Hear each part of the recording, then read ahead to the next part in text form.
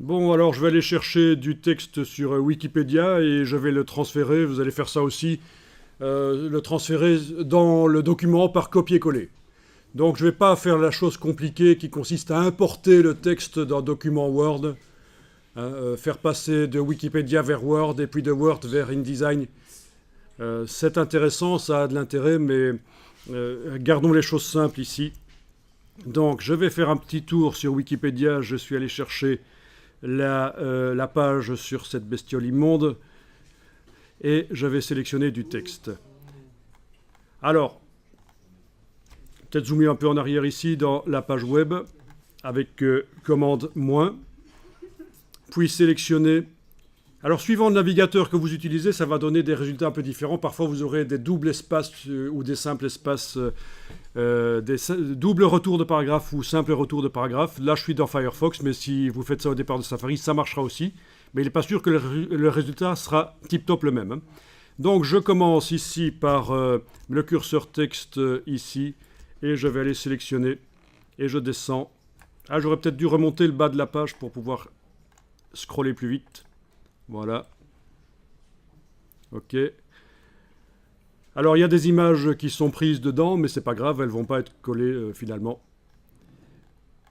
OK, je fais un copier. Je vais dans InDesign. Je vais ici sur mon bloc texte. Commande A pour tout sélectionner. Commande V pour coller. Et voilà, c'est le texte de Wikipédia. Donc sur Wikipédia, vous prenez quand même pas mal de textes, une dizaine de paragraphes quand même. Voilà. Alors ta question n'est pas inintéressante, tu voudrais mettre le texte sur les deux pages, 18 et 19, voire même les suivantes, d'un coup. Et en fait ici, il n'y a pas de chaînage. Il n'y a pas de chaînage, alors regardez bien, open your eyes, ouvre tes ouilles. Quand je sélectionne avec la flèche noire le premier bloc, on voit qu'il y a du texte en excès.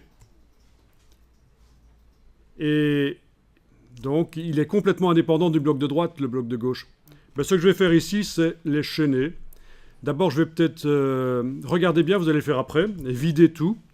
Je prends l'outil texte, je fais commande A, touche suppression. Le bloc texte est toujours là, mais il est vide. Je fais ici, même chose, je mets le curseur là, commande A, supprimer. Même chose ici, commande A, supprimer. OK. Les trois blocs texte ont été vidés, vous voyez. Maintenant, je vais les chaîner.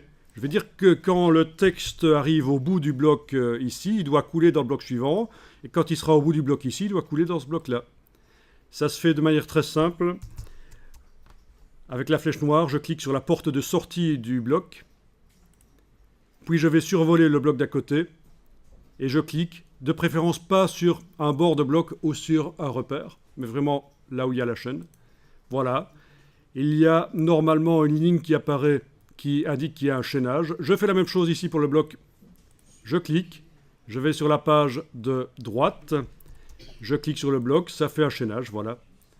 Alors si vous ne voyez pas les chaînages, c'est peut-être parce que vous êtes en aperçu ou que ils ne sont pas affichés. Dans le menu affichage extra, il faut demander de voir les chaînages de texte. Show text threads. Évidemment, vu qu'ils sont affichés chez moi, on les voit, là, les espèces d'élastiques. Ben, il me propose de les masquer, mais je ne les masque pas.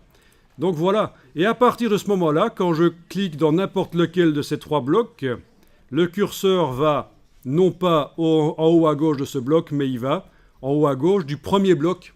Parmi les trois qui sont chaînés, ça va en haut à gauche du premier bloc, c'est logique, hein. Et je colle. Et voilà, c'est ce que tu voulais. On a le texte qui arrive dans les trois blocs, ça coule. Bon, il n'y a pas encore assez de place, mais c'est pas grave. Vous avez compris le principe, on peut aussi chaîner un bloc d'une page à l'autre. Je peux aussi chaîner celui-là avec le bloc d'une page suivante.